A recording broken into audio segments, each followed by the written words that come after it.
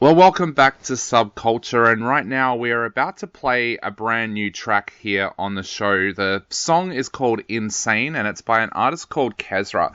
Now, we thought you might want to get to know a little bit about the behind the scenes of this track, so we thought actually today we would get Kezra on the phone to talk a little bit about this brand new track, but also her music career in general. So welcome to the program, Kezra.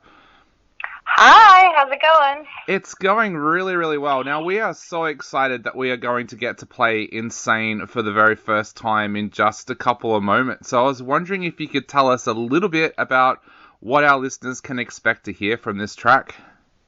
Yes, well, Insane is definitely I guess it's not your typical love song in the sense of it's kind of about being with someone that, you have moments where you drive each other crazy, but in the end, sometimes you need someone to drive you a little crazy to keep things, interesting.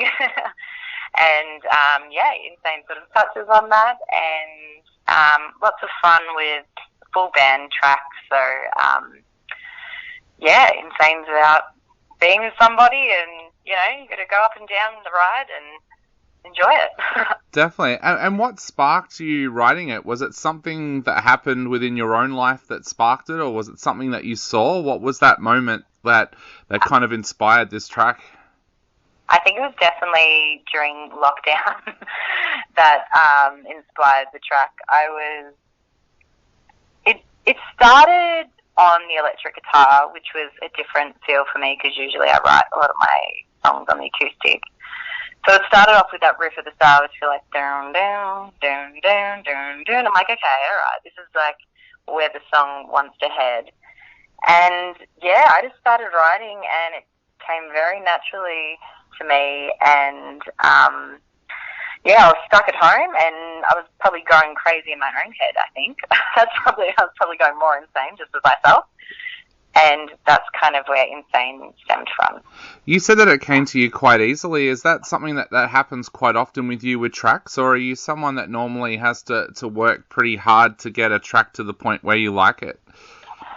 I think a bit of both, because when I start writing, all of a sudden, the inspiration comes through, the melodies are coming into my head. I'm like, okay, this is like heading in a good direction.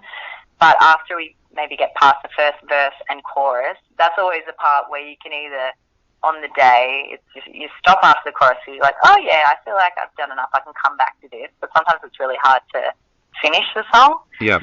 So it really just depends. It's always so different. Sometimes I, even maybe need a full-on month to sit back from the song and then come back to it to finish it off. But with Insane, I wrote that in probably, I don't know, maybe a couple of hours, just sitting here in this room. And, that one came very naturally. Yeah. When I was listening to the track, I was listening to it a couple of times yesterday, and I found it was one of those tracks that got inside my head very, very quickly. I found myself humming it and singing it after I turned it off. Were you aware of just how infectious the track was when you were laying it down? Not really. It's hard to know. You when you write music, you don't know 100% how if it's gonna be that really catchy song. You kind of just hope for the best. But I did know being more of an upbeat song, and I wanted it to be a bit more hooky in the sense.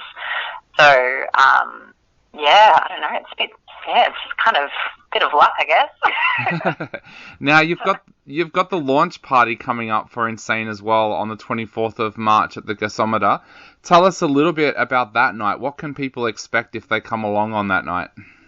They can expect a full 5-piece band, so it's going to be super fun because we haven't played a band show in a long time. So, full band show, and I've got 2 great support acts as well, so local Melbourne-based Benjamin Trillato and Coco Michelle. So, a night full of great music, and it's always a bit of fun and a bit of dancing, hopefully.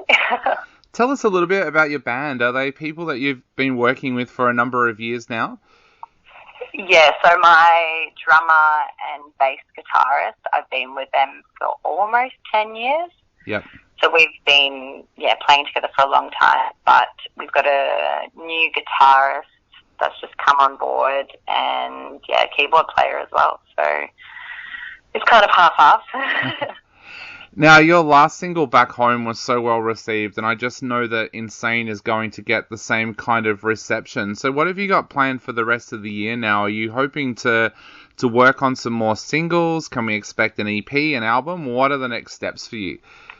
Yeah, so I've been working on a lot of other music as well, so people can expect lots of more music to come from me and more shows as well, which that's my main focus for this year, is getting out and playing live shows, because that's where I have the most fun, is when I'm being able to perform and interact with an audience as well. Yeah, and of course we're all back out there now at live music shows.